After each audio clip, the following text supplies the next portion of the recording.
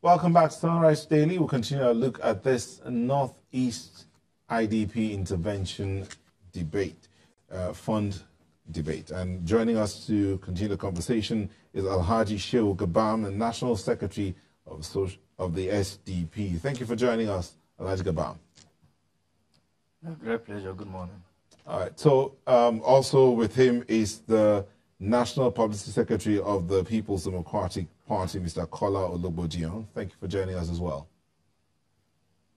Thank you very much. Good morning. All right, so we just had Mr. Isekwuna talk about the situation. He calls it a hatchet job. Mr. Ologbodiyan, do you agree with him? I do not agree with him that it's a hatchet job. Why? I believe that the young man who just left the studio and who was acting on behalf of the Vice President, Yemi Osibajo, came to act out a script that was written for him, but he failed to deliver on it. And if he had followed the public hearing the way many Nigerians did, the issues were laid bare at the public hearing. One, the state governments were represented at the public hearing. One of the representatives of I think that of Yobe State, was a permanent secretary.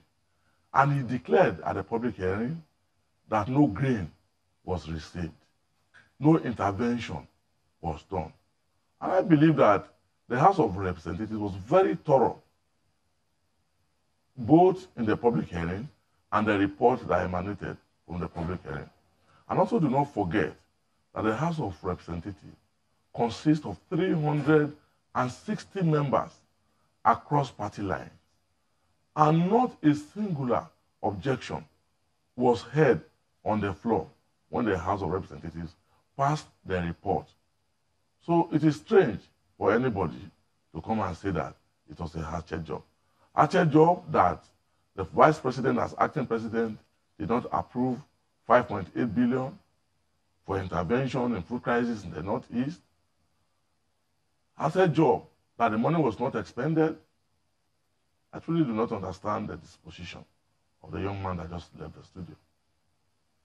He also talked, when you say you don't understand his position, he pointed out some parts of the Constitution, of the Procurement Act, which he thinks that the members of the National Assembly did not look at, particularly Section 16, Section 14. He also talked about Section 80 of the Constitution as well. He believes that the lawmakers did not look at these sections of the laws effectively before they came up with this report.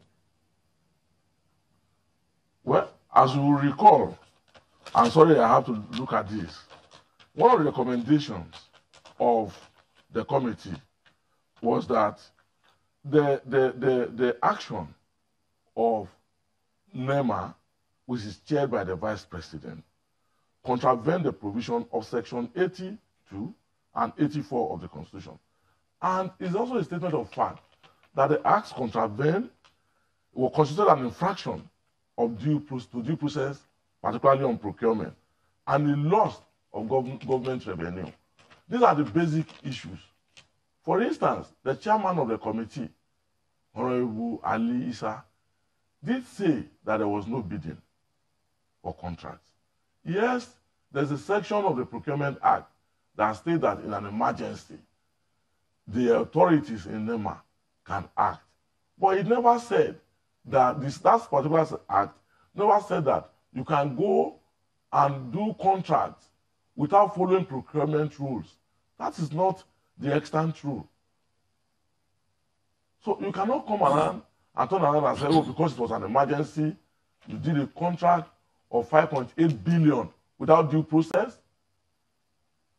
You withdrew money from the consolidated revenue without taking it through the organs of the National Assembly.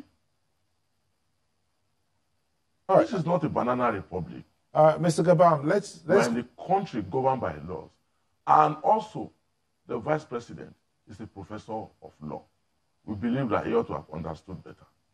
Well, let's bring in Mr. Gabam here. Mr. Gabam, do you agree that this is a hatchet job? I mean, seeing that there is an emergency situation here, and there were reports at that time of a likely food crisis in the Northeast, which required instant and immediate action. Well, first and foremost, I think it is very important that we understand processes that are involved in such a very important exercise that involves the life of people that are stranded. One, the government that we operate are into three arms: the legislative, executive, and the judiciary. And if you know the responsibility of both, they have an independent way of investigating issues that the executive have conducted within the parameters of their powers as members of the National Assembly. The National Assembly, apart from the Speaker, apart from the Senate President, have committees chairmen who function as ministers in their own right that have the powers to investigate and report issues. Those investigations do not necessarily mean somebody is being witch-hunted, but it's a process of accountability to ensure that issues of perceptions, allegations are dealt with thoroughly. And anybody who have visited IDP camps will come to terms with reality that the people are desirous of immediate attention at all times, because the life they are living is quite very pathetic. It seems that there's no intervention anywhere. So sometimes the necessities of what you see create that desperation, especially when large chunk of money, hundreds of millions, billions are going into the IDP camps, and there's no result to justify such kind of things. So when I look at it from a functional responsibility of the National Assembly and oversight functions of that committee to do a thorough job. We are a system people. We are a government that governs by laws, and we operate within those parameters of the laws. And I believe that what they are doing is what needs to be done. If the National Assembly are doing their oversight function very well, perhaps this mistake wouldn't have happened.